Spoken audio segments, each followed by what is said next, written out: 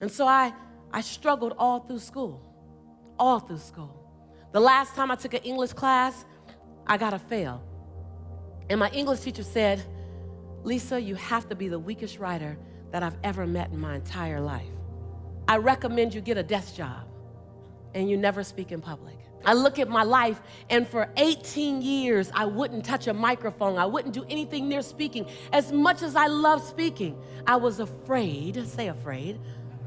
I was afraid of being judged. And this conversation today is about confronting your fear. Confronting your fear. And I remember for years I wouldn't speak. People would say, God, you should be a speaker. I said, no. My teacher told me. My teacher said I shouldn't speak in public. And he's a speech teacher. He knows better. And so I got a job in accounting.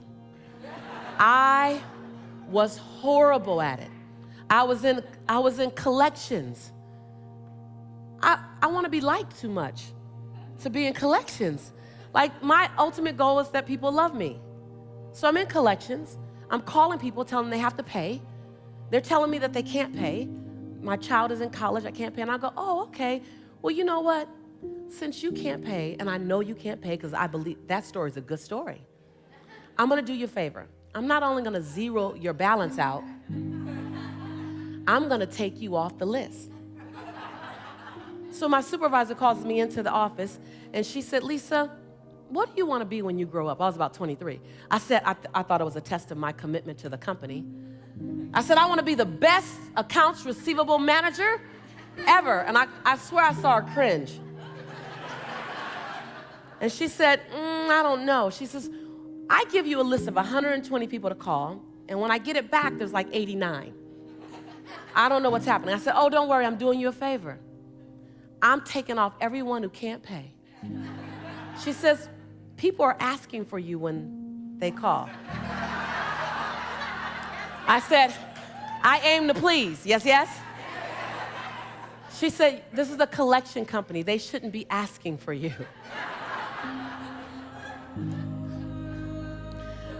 She said, I have to release you to find your dream. I said, release me to find my dream. Do I clock in tomorrow and look for it here? She said, no.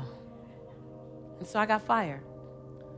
22 years later, I walk out on stage in front of 3,300 women. And this woman, when my sizzle reel was playing, on Oprah, Larry King, this woman's in the front row and she's crying.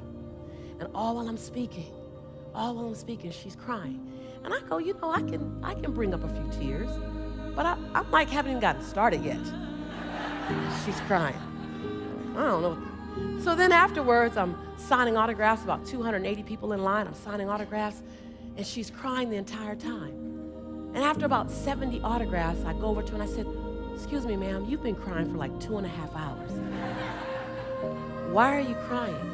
She said, because 22 years ago, I released you to find your dream, and you found it. That was the same woman who fired me. Yes, yes? Let me tell you something.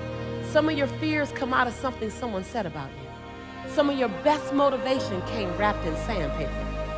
Some of your best motivation didn't come wrapped in love and came with warm cookies and milk. It came wrapped in sandpaper. It came wrapped in thorns. It came wrapped in that divorce. It came wrapped in the loss of a loved one. It came wrapped in something that didn't work. Some of your best motivation that you needed, some of the best lessons that you need to learn came wrapped in sandpaper. Yes, yes?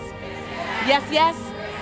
Your job is to take the information, to take the lesson, and to take the opportunity and use it to fuel you, not make you afraid.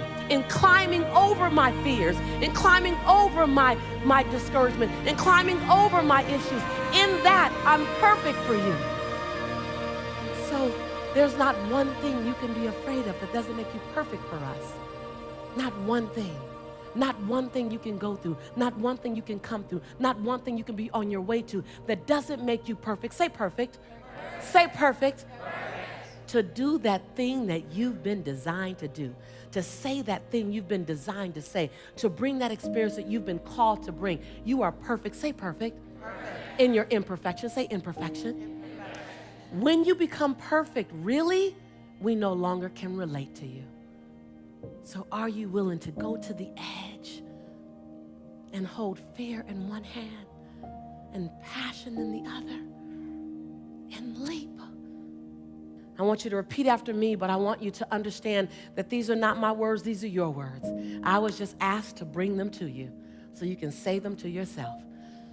I stand here in my greatness. I own my light. I own my brilliance. I am bold. I am courageous. I'm perfect in my imperfection. This is my time. This is my time. I'm bright enough. I'm old enough. I'm young enough. I've experienced enough. I'm wise enough. I understand that I am enough.